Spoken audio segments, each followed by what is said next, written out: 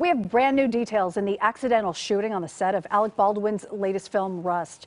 Investigators have revealed what they believe was fired from the gun that killed Halyna Hutchins.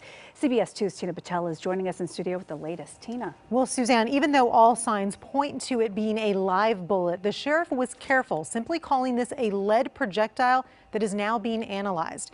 As to whether this was an accident or a possible crime, he wasn't ready to say just yet. This is a photo of actor Alec Baldwin rehearsing on the set of Rust last week, just moments before he fired what he thought was an unloaded gun. Cinematographer Halyna Hutchins was killed. The film's director, Joel Souza, was injured.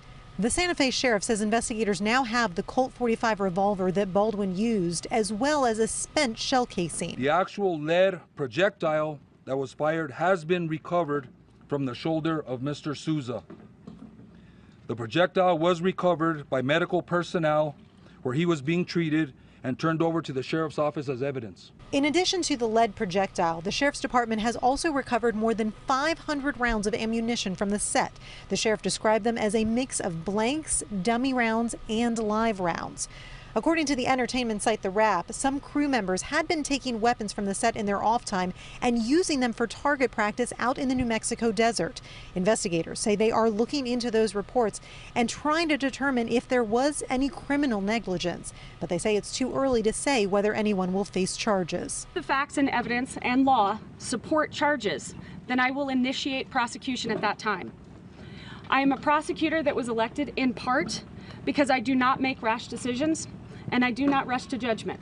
But when asked about safety measures on film sets and whether there should be any changes to ensure that a tragedy like this doesn't happen again, the sheriff said this. I think there was some complacency on this set, and I think there are some safety issues that need to be addressed by the industry and possibly by the state of New Mexico, but I'll leave that up to the industry and the state to determine what those need to be. Now, although there is a lot of video footage from the set, investigators say the shooting itself was not caught on camera.